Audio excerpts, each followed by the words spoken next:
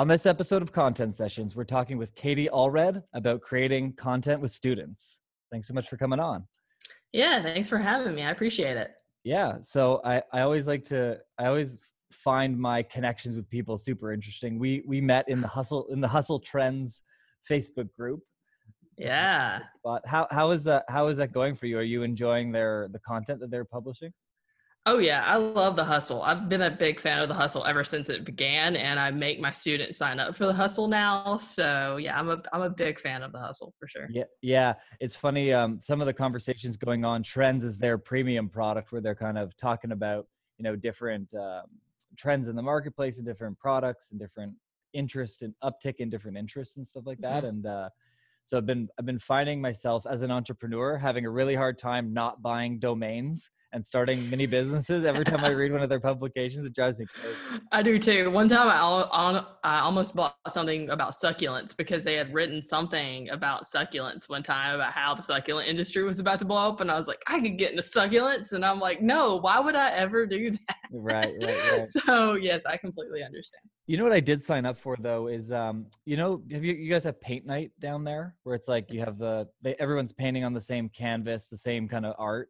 And they have I've never heard of that. Oh, it's like a social event. So it's like you go with a group of 7 to 10, and then you have everyone's painting the same thing. So there's an instructor teaching everyone how to paint, and then there's cool. Wine and stuff, and they're called paint night. It's like a big thing up here. And so I stumbled across plant night not that long ago, where you actually make your succulents and they serve you wine. Oh, that's fun. That's actually a great idea. Yeah. So cool. I'm going to write that down. Yeah, absolutely. So tell me a little bit about yourself and you're a professor, obviously. So yeah, so I'm a professor at a small university in Alabama, and I'm the faculty advisor for a student-run marketing agency. So we just started this agency last year when I came on board. And so this is year 2. So what I am finding is just a really unique set of challenges with running such an agency that has high turnover and also I wouldn't say low talent. I would say that what they have is low skills, right? Like they don't have the skills quite yet. Most of them are talented. It's kind of like, have you ever heard Ira Glass's "Don't Tell Beginners that they're not talented"? Essentially, right. There's a great video by Ira Glass about beginners, and so I highly recommend finding that quote and just watching it. But essentially, when you're beginning your career, you're not very good at things, and so the whole point of this marketing agency is to give the students some practical experience and actually be able to do the work that they're wanting to eventually do. And so that's the situation that I'm in right now. Got it. And so right now, how are you kind of running it? Are you reaching out to local businesses, or can businesses sign up to be a part of it? How is it getting out there? Okay, so currently I'm going to talk about the products we offer. We offer branding and websites, some photography and basic graphic design. We had offered social media management for a while, and I found that was too cumbersome for a lot of students. Yeah. So as you may know as well, social media management is just cumbersome. So what we found, how we get leads right now is essentially people who have heard of it because of the school. I've gone on several podcasts with podcasts that are associated with the school in ways. And then 2, it is through my network, essentially. All of it is done essentially through my personal and professional network, which is pretty large. I have about 22,000 followers across all my platforms. And so that has been easier said than done, but then I would really like for the students to start bringing in these leads as well. Got it. And I've had some success this year with that.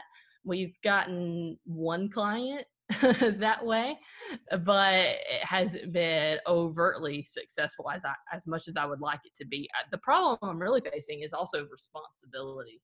Like, how do I give the students a sense of responsibility to the client? Yeah. Absolutely. So I think, one thing around the issue of whether you call it talent or whether you call it experience, however you want to put it out there. Skills. Skills.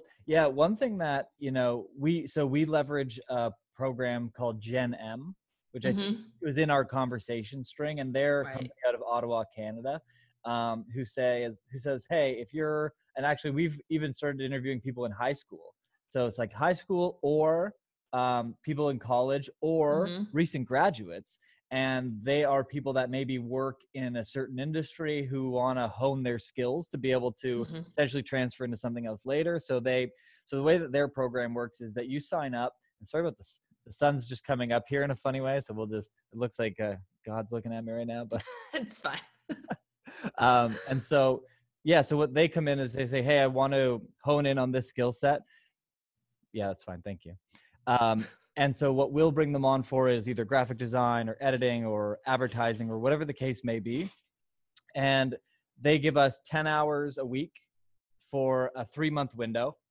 Mm-hmm. And it's like after hours or whatever. And our kind of obligation to them is to provide them with feedback and provide them with some level of mentorship around the work that they're doing. Mm-hmm. And so we're kind of on we've been through a couple rounds of it.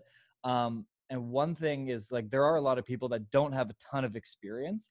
And the first couple times we were getting, like, so we have the podcast, obviously. So we're post-producing content for the podcast. And whether that's, little 1-minute snippets, or we're creating Instagram story style ads where it's like,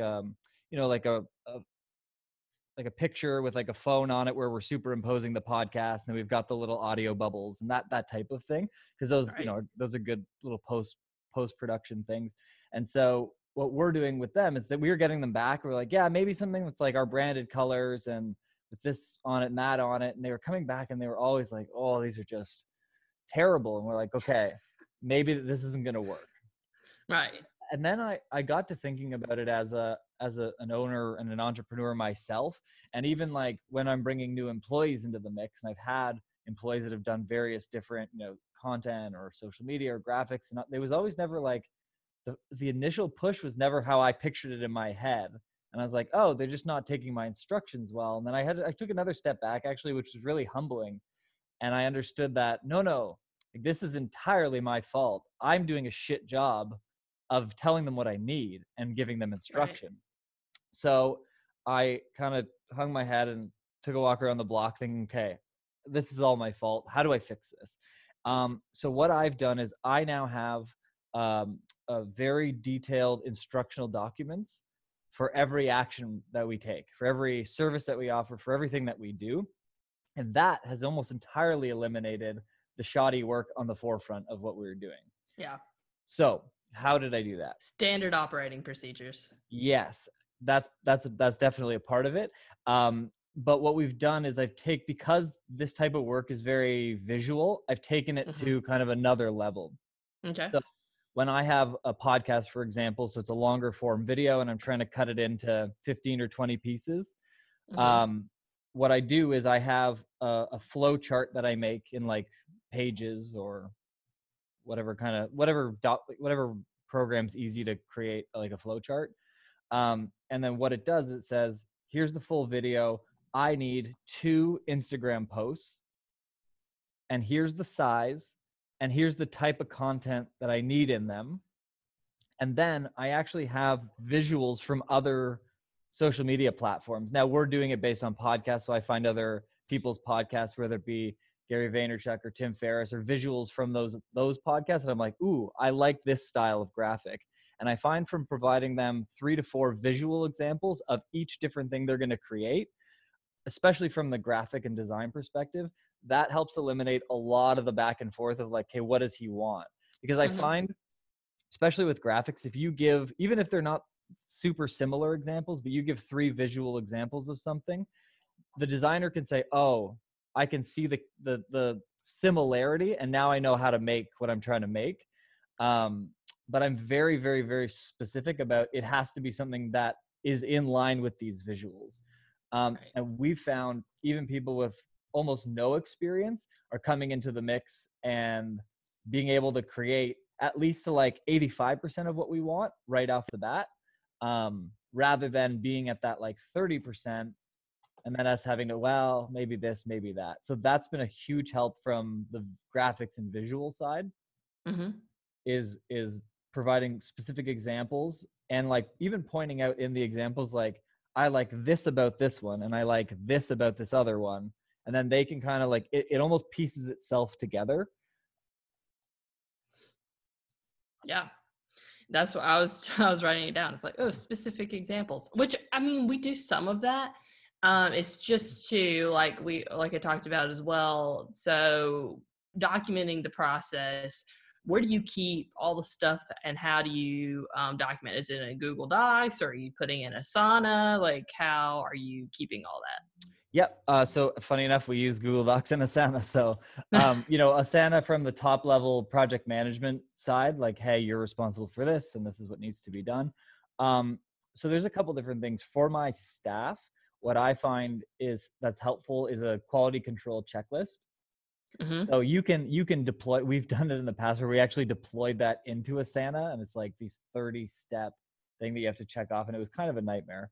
So I don't recommend that because it just creates like a million different subtasks within the Yeah. project management system. And then people feel micromanaged. Yeah, and so what I've done is I've said like, hey, if it's an e-blast, or if it's um, a landing page, or if it's a this or it's a that, what are all the requirements? So we have kind of a standard requirements from a strategy, from a branding, from a workflow, and then from a content perspective. And so each Mm-hmm. thing, so from a strategy, we answer on the initial doc, like, what is the point of this page, who is it Right. targeting, all that stuff. And then so we'll make sure that, so actually the simplest way is actually to go back to a paper and pen style, but we've, from the environmental perspective, we've got a piece of paper with those 4 sections and with all the check boxes throughout that list, but then it's laminated, so you can use like a dry erase and check them Yeah. off,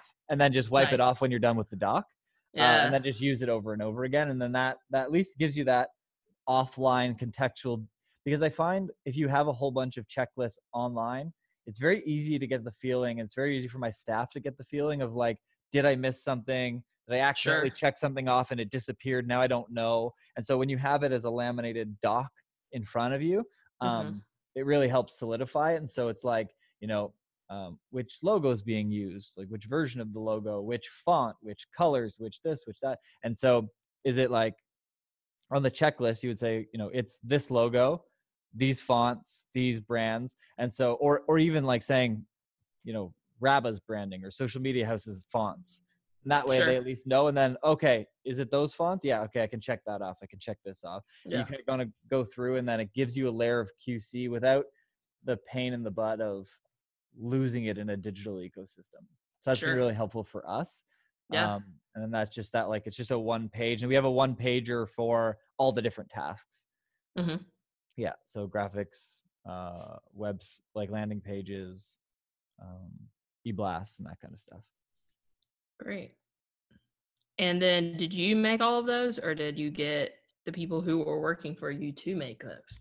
Good question. So originally I thought I was super smart. I'm like, look, I know all the steps. I'll just lay them all out. You'll be fine. I know So that's what I'm trying to do here. And I'm like, I feel like this isn't working.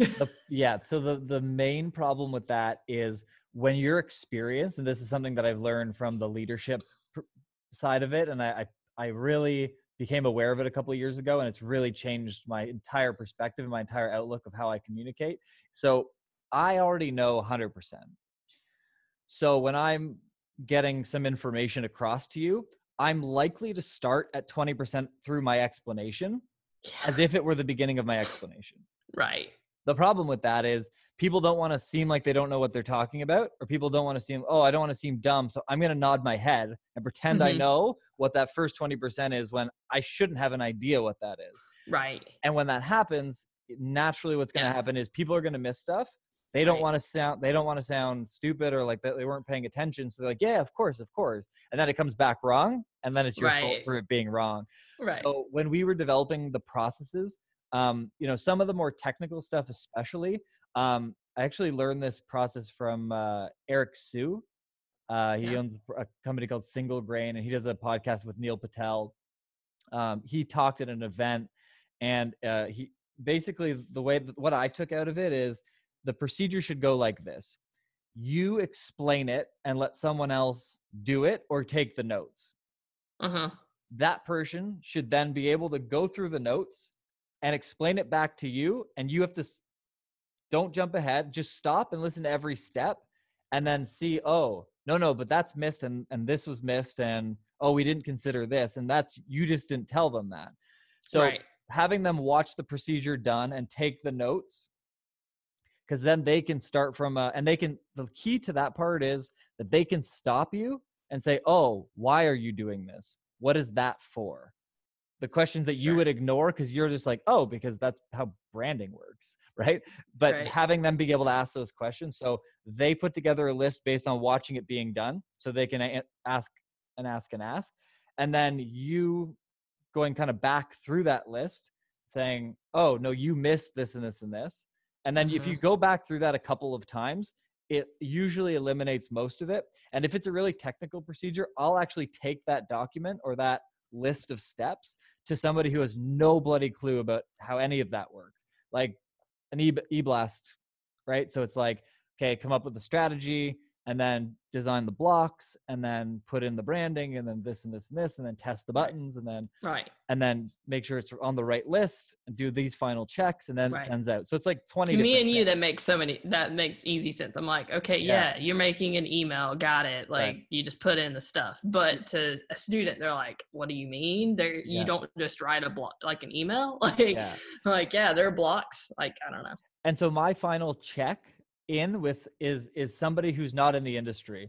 Like I'll leverage a friend who's in accounting or whatever and be like, hey, read through this and ask me about what doesn't make sense to you. Oh, what is a I don't know. I don't have a specific example, but he'll be asking, oh, well, what the hell does this word mean? Like, what is this term? Or what is this jargon? Or what is this whatever? And then then you take those out and you simplify the copy even further. That somebody that's not in the industry, who has no experience with it, could read through and theoretically be like, okay, I now understand every process. So it's as plainly written as possible.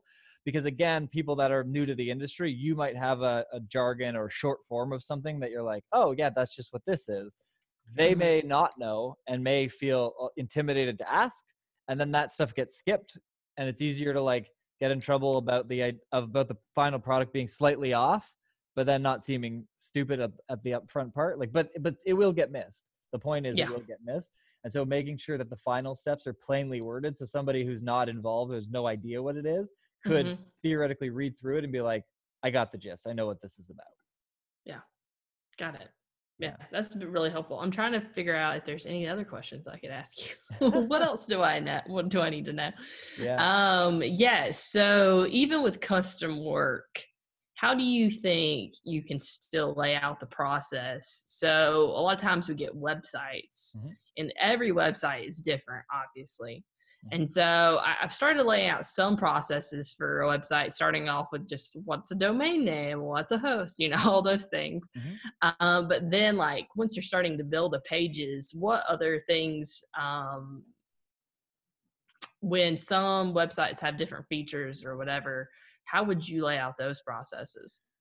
So I think the easiest way, and I think about this the same way from a content, from a social, from an ads perspective, it's across the board. Like there's somebody that's doing it really well. There's probably a handful of people that are doing it really well. And whatever they're doing probably doesn't need more features and more pages than what's already happening there. So what I usually do is I'll leverage, like with Facebook ads, we'll go in and we'll get kind of the top nearest 10 competitors to some product that we're doing, because you can go and see their ads right on Facebook. Now you can actually go and inspect any ads that are running on any company. Right. That's a transparency thing that arose from a couple of years ago. So I'll just go and take screenshots of all their pretty ads awesome. And figure out the common denominator. So I think with web, I think not complicating and making things feature rich for the sake of being fancy. I think there's a pretty standard procedure with a website for most products and services that works really, really well. I think understanding from a marketing context that like the 5th page about a breakdown of your services, like no one's getting there. Right. Nobody gives a shit about it. Yeah, Like yeah, yeah. they just don't care. And Right. so figuring out what those standard things are, and Yeah. then maybe, so similar to the way that we would do it with our podcast content is like, let's go get screenshots from Instagram and from different places to like leverage. I think Mhm. taking a printout of a couple of different sites, saying like, section 1, section 2, section 3, section 4, here's the key ingredients. And then not overcomplicating it. I Yeah. think it's probably the easiest Okay. way. But I would just leverage like the ones that are that look good and that are successful, and then just put that brand spin on whatever that thing is. Cool. It's usually the Yeah. easiest way. Reinventing the wheel and getting fancy is a real, No, like, it's not the best. no, and honestly, like we've seen it with so many different people that we've worked with. Like, it actually sometimes works to your detriment, trying to be so different and trying to have Right. like all these animated pieces moving across your website. Like, if it distracts from the core message, it's not great. Right. Yeah. Yeah. If you and so- confuse, you lose. yeah. And I think from the standpoint of, I think it's funny. So I was telling you just before we started recording about my experience in school, and most people that are around me are fairly aware. Like, school didn't work for me. I didn't understand how to read stuff and then take a test. Like, it just didn't compute. Yeah. And, when I came into the marketing industry, I just watched a bunch of YouTube videos and I hoped for the best. And then it worked out because I had a mind for marketing. But Right. what you're doing is great for a couple reasons. We talk to a lot of people that just finished college who took a marketing program and Degree. Right. and I can't hire them. Yeah, because they know nothing. They're useless. I mean, I Yeah. hate to say it, but like, so getting this hands-on practical is really, Right. really good. But I think what's also important is making the content and making the practices how like tight and scrappy, like they would be in the real world. Like a Right. small place, just opening a small website, having a 3-page with a hand, maybe 1,000, maybe 1,500 words in total. Like that's what a small business that needs to be agile, that's what they really need to survive. And so making marketing materials and content and websites that are practical to be able to go out and move and change quickly according to what their industry needs. I think that's a really important thing, rather than trying to go on the fancy side of like, oh, we can code in this thing, we can code in that thing. I think that gives them a practical, like that's how we would build a website for a company now. I would just I like to build like one, and we don't really do websites because I hate dealing with them, but for the odd person, I love doing websites, so just send them my way. No, that's great. Absolutely.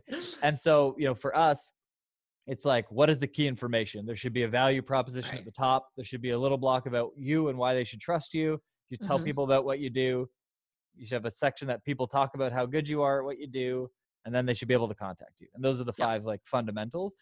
So I would say keeping it as simple as possible for the students, because that's how it would succeed in the real world. And so I think it's important to align it with what will drive actual business success. 100%. And then I did have a question going back to leads. So how can I get my students to access their network? Because I've told them this several times. I'm like, there is somebody in your life that needs a website or needs a brand.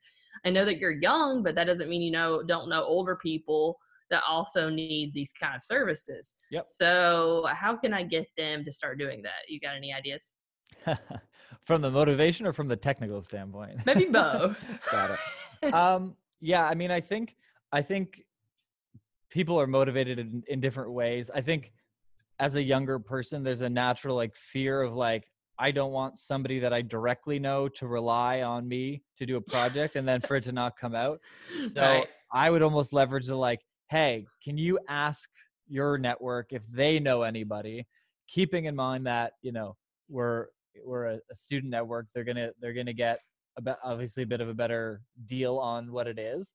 But I would almost think about it like, I almost wonder if like logos is tricky, right? I think logos is the trickiest one. It is. Yeah. So I think, even to build some confidence, maybe at the beginning. So what's your shelf life? How long do you have somebody for? So right now I will have students typically 2 to 3 years. Okay. So it's a decent. Yeah, it's a decent amount. So I think the easy in on that type of thing to build the so I think it's about building confidence, right? So Mm-hmm. if an existing brand with existing colors and existing logos is like a much easier entry to making a better website, I would say, hey, go through and reach out to people that you know, or look on all their websites, find someone that just has a god awful shit website, and let's Mm-hmm. reach out to them and say, hey, we'll rebuild it for whatever amount. Because that, if you already have, for the most part, if you already have kind of the copy and the logos and the styles and the fonts and all that stuff, that's a really easy entry of like, hey, let us build some confidence that we made a product that somebody will get use of and it will enhance their business. And there's a lot of horrible websites out there, so I think that's a really easy place to enter. Sure is. And so if you can kind of get people reaching out on that, where they're like, oh, I know what we can produce websites because we've made a couple mock ones or whatever the case may be. Right. Then, you know, maybe the second year or the third year, reaching back out to that website and being like, hey, do you guys want anything spruced up? Do you want, do you feel like because everyone always feels like their logo and their style is old. As soon as it's done, everyone feels like their stuff is old now. I know every time we do something cool, I'm like, that's great. And then a week later, I'm like, oh, but look what that other guy's doing. It's so much better. And so almost pitching the rebrand to the people that had some trust and you've done a successful project on website. Mm-hmm. That might be a way to get the branding work. Yeah, the minute you push your website, it's already old. That's true. But having, because they've had the confidence, they've built a website for the person and that's gone well.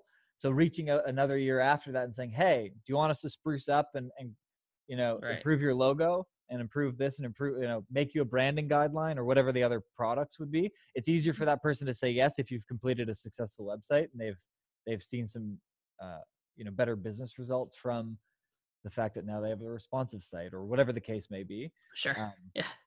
Yeah. So I think having them reach out on the stuff that they're the most confident about is probably the easiest way to do it. Mm-hmm. And then maybe just not leveraging their network. Maybe it's, cold. I think the cold emailing thing, I had written that down and I was like, you're right. There are tons of companies that we can reach out to locally, even.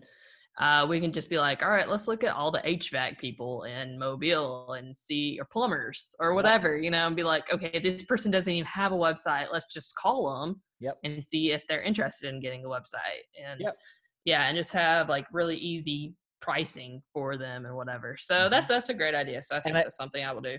Yeah. And I think if you guys were to make, your first project could be, websites for alabamaplumbers.com. And then it's, you know what I mean? And they can actually present, here's, package A and package B. One will have SEO, one won't.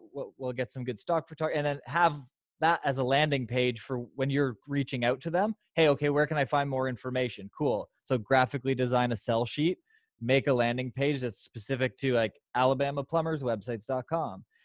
So that you guys have your own sales material, and it's not so much like, hey, we're students, we do stuff. Like pick a niche, right? Create content for it, and then drive out some messaging on that. I think would help provide credibility when that person's maybe interested. Okay, now send me something. Well, all I have is like the price. Well, no, if you have a website and a sell sheet, then I think it goes a little bit further along. I think it makes it a bit easier. And then the other thing I would mess around with is, email is great, but also calling or sending voice messages on social is very interesting to me. Because here's the problem, right? And I'm sure the US business owners get it too. Like I've had 30 calls in the last 10 days from people trying to sell me SEO from every bloody thing under the sun. Yes, I get them all the time and I don't really answer them. Yes, you get those. You get cold emails. Right. You get cold DMs in Instagram and different places. But one thing that I've been doing on LinkedIn and on Instagram, and it's how I invite my podcast guests and how I break through the noise, is I actually record a video or a voicemail on Instagram that goes out to that person. Yeah. The reason I do that is how it shows up in their direct message is just a little audio wave. Yeah. So it shows up differently. Makes people think differently. They can't see the message. They can't see what's in it. They can just see that it's a little audio blip. And they're like, what is it? Yeah. I get it. And then everybody listens, and then you can put your personality. Hey, I'm Alex from universitymarketing.co. We're a student-based thing. We're specifically doing websites and content for plumbers right now. If you want to spruce up your website, we'd love to chat. Here's a link, whatever. And I think putting that personalized spin in a place where they aren't used to getting pitched in a bit of a softer way of pitching could give you some really great results too. Yeah, that's awesome. That's a great idea. Okay. Well, I have a whole full page of notes. So congratulations. You are now a professor yourself. Perfect. So. I would love to come do a guest lecture sometime. Okay, we're gonna have to let you do that. I think it would be great, especially with the agency itself or with my marketing class. So I'd love to have you. Yeah, guest lecture. That'd be amazing. Yeah, I've been trying to figure out how to. So I'm actually in the process of cold messaging people to like get on podcasts and potentially come on and do some guest speaking in different places. So I'm actually kind of wrapping my head around, okay, what's my strategy going to be? And it's going to be a lot of voice. I'm probably going to outsource making of lists to Upwork. I'm just going to get them to make me a massive list. And then I'm just going to DM 300 people and see what happens. Okay. Yeah. So I'm actually an expert at that. So, I started a Facebook group 3 years ago that has 22,000 people in it now, and it's 80% engaged. It's actually one of the fastest growing Facebook groups according to Facebook. Most engaged, one of the most engaged groups, because 18,000 people use it every single day. And so it has created an entire platform for me for public speaking, and obviously, and got me the job that I'm in today to be a professor, because that was not what I was doing before. Right. So I had no authority, and then I got a ton of authority, all because of a Facebook group, which is kind of wild. And then the email list grew because of that and all that kind of stuff, which is really great. I actually got a textbook deal recently from an official textbook publisher. So that was really fun. So see, like, it's wild, right? How things can happen like that so quickly. Yeah. Yeah. Content's an amazing thing. And we're really, we're in my podcast space. We're usually shooting this way with the guests. And the problem is I have this matte black wall that just like destroys the light, and it just, even though when I recorded the other night, it's not working. So I have a huge bucket of paint somewhere by the door. I'm going to get to that in a couple hours. Yeah. I got to clean this up. But it's been fun. It's been a great journey. And I think, one thing, you said this, the one other thing that struck me that I just popped back into my head is, creating social media management accounts for businesses, probably not a good fit. But one thing that you can do that is very valuable to companies that they are not good at is creating content for them for social. Yes, and we do offer that. We do have that as an offering, is social media graphics packages, like branded graphics. Yep. Because we do feel like, yes, that's super valuable, and we'll even include a strategy like the captions you can post along with the graphic. Yep. Because we do feel like that's super valuable, and we've done that for several companies, and it's worked out really well.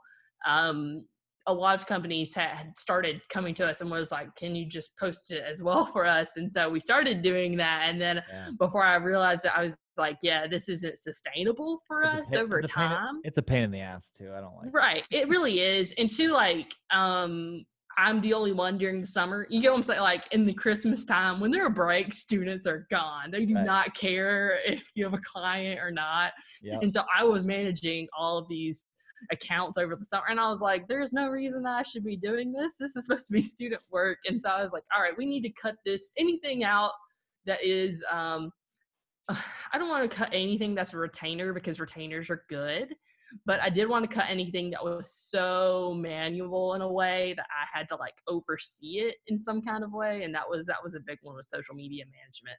Even with like web maintenance retainers, which we're going to start offering, those aren't super manual driven.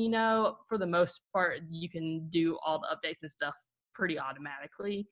But it was getting to be way too much for me to have to go in and check the DMs and check, follow people back. And I was like, no, that was my previous life, was I was a social media manager. And I was like, no, I have moved away from this full time. So that's a good call. Yeah. We're as social media house, everyone's like, oh, can we hire you to do our social? Like, no.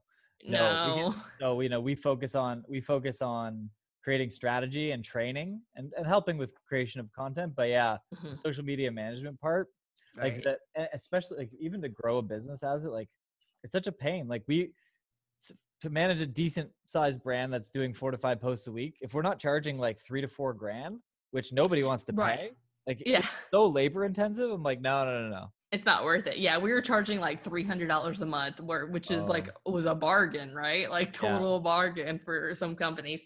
And it's funny though, because there was a lot of companies who thought that was uber expensive. Yeah. And I was like, guys, I don't think you understand how much time it takes to really do it and to do it right. And that always comes out when I'm training a business on how to do it. And even with all the like the easy ways and the hacks and the calendars and the whatever, they're like, it's still like 4 hours a month to like to do it. Right. It can better. be more than that a day sometimes, you know, even with the tools like Facebook Like Inviter. I don't know if you know that one, FB Like Inviter. My favorite thing of all time. Oh my gosh. Okay, good. I was like, am I giving away a secret hack? Because it's amazing. Yeah. We do it on all of our Facebook ads, which I mean is it's amazing. That has to be the best because I mean, it's just really awesome if you're trying to grow a page really quickly. Yeah. And so, anyways, it seems super sketch though, because you're paying this guy on PayPal and you're like, can you give me this tool? Anyway, so yeah, that was like one of my favorite tools. I don't know if you have any other ones, but that was definitely a favorite tool in social media when I was doing it. Yeah, that's all. Yeah, that one's really good.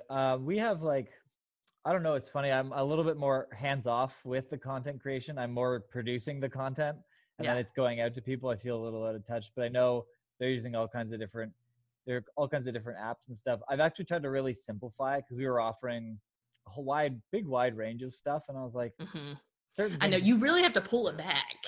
That's how I felt too with this. I was like, we're offering so much. You're offering so much. You really have to be like, no, we only offer these things. Yep. Yeah, exactly. And I think websites, if you're doing them on like a really simple platform, but I think like keep those things simple because as much as you can get into the, all the bells and whistles and this animation and this feature, it's like most businesses just need a 1 page or a 1 page long or a 3 page, we try to make it come down to like a 5-page website really. Like you get 5 pages for this much money and it has these sort of features like one contact form, that kind of stuff. I tried to stay away from e-commerce. We had done an e-commerce site before. It was okay. We did it in Shopify. So really like Shopify was fine and it worked out great. But at the same time, I have no desire to do that again, I don't think. So yeah, I think we're sticking we do it with WordPress and Divi, which is pretty easy to use for beginners. And most of the time, a plumbing website, it will be fine running on Divi and like only having 3 pages or so. So yeah. Yeah. Keep it simple, especially if it's a service based. It doesn't really matter what company is. They should all be super short, super small. Because like if people land on a plumber's website, they don't care about your story. Or your history. They want to know 100% they do like, not. do people trust you? Do you have a couple testimonials and like a couple good Google reviews? Okay, good enough. Yeah. Like I'm on. Yep. Go ahead. Sorry. Have you ever read Creating a Story Brand by Donald Miller? No.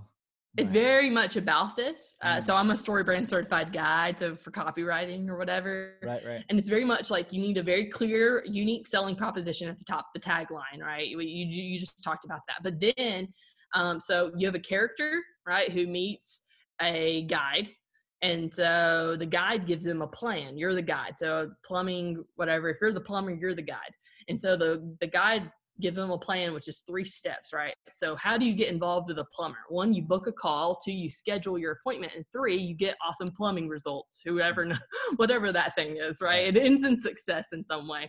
And so then there's a call to action, right?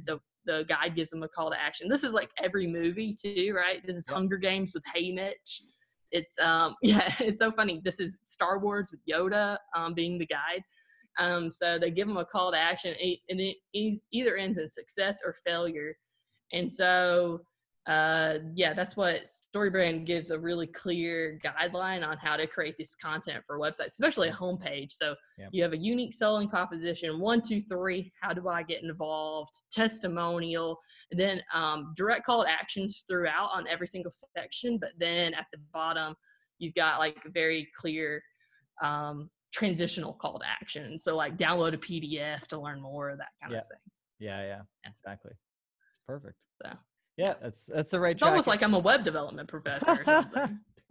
Well, look, I think what you're doing is great on so many levels. I think giving people actual hands-on, like I see them on LinkedIn all the time. Hey, I'm just about to graduate, and our final project, I made this holiday guide for company X, and like, oh, we're gonna do this type of, like, we're gonna do, budget 75,000 for TV ads, and then $90,000 for creation of 4 videos. It's like, who are these companies that are buying these projects? Right. Like, this is not real life at all. Right. Like, you know what I mean? Like, people have, like, I mean, and that huge businesses, sure, but then like, there's no talk about remarketing, and it's like, I don't understand. And so we've really struggled with students because they learn a lot of the theoretical stuff and really Yeah, 90,000 foot view, but not getting your nose wet.